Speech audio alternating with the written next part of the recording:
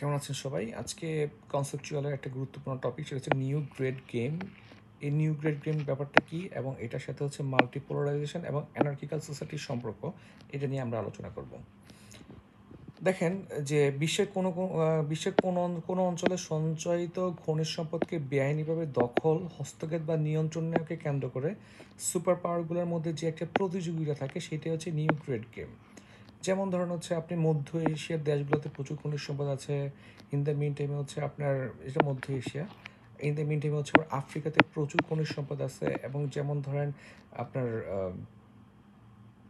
এই যে ফ্রান্স যে দেশটা দখল করে রাখছে নাইজার, সেই নাইজারে কিন্তু প্রচুর পারমাণবিক খনি আছে এবং এখান থেকে এটাই মূলত হচ্ছে আপনার ফ্রান্সের 70 থেকে 80% পারমাণবিক জ্বালানির যোগান দিত।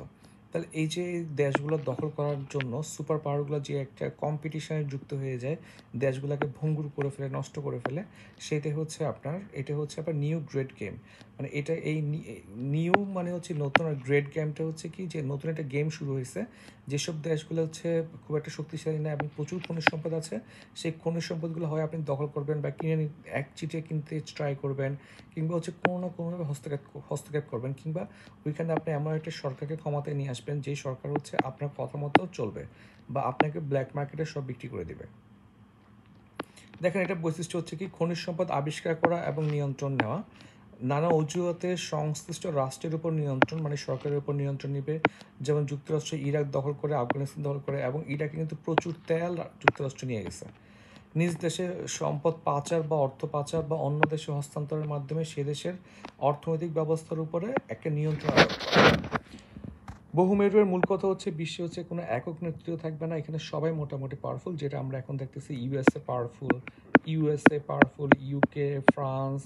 ইউকে ফ্রান্স, তারপর হচ্ছে আপনার রাশিয়া, জার্মানি, মোটামুটি সবাই কিন্তু, ইভেন জাপান, দক্ষিণ কোরিয়া, সবাই কিন্তু ভালোই আগাচ্ছে।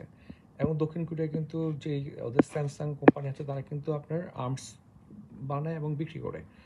সো চীন, সবগুলো কান্ট্রি হচ্ছে আপনার হচ্ছে এখন বেশি প্রয়োজন যেটা, সেটা হচ্ছে খনিজ সম্পদ। তো ওরা খনিজ সম্পদ নেওয়ার জন্য এক ধরনের একটা প্রতিযোগিতা শুরু হয়ে গেছে, কোন দেশকে সে কন্ট্রোল করবে, প্রতিযোগিতা নিবে, এবং ওই দেশ যেই দেশ থেকে সেই মানে সম্পদ নিতে চায়, সেই দেশকে হচ্ছে তারা নানাভাবে হচ্ছে ওদের খারাপ কাজগুলোকে সাপোর্ট করে যায়। যাই হোক, এটাই হচ্ছে আমাদের নিউ গ্রেড গেম।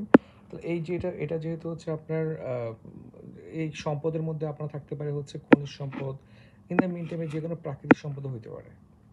আশা করি ব্যাপারটা বুঝতে পারছেন। সবাইকে অসংখ্য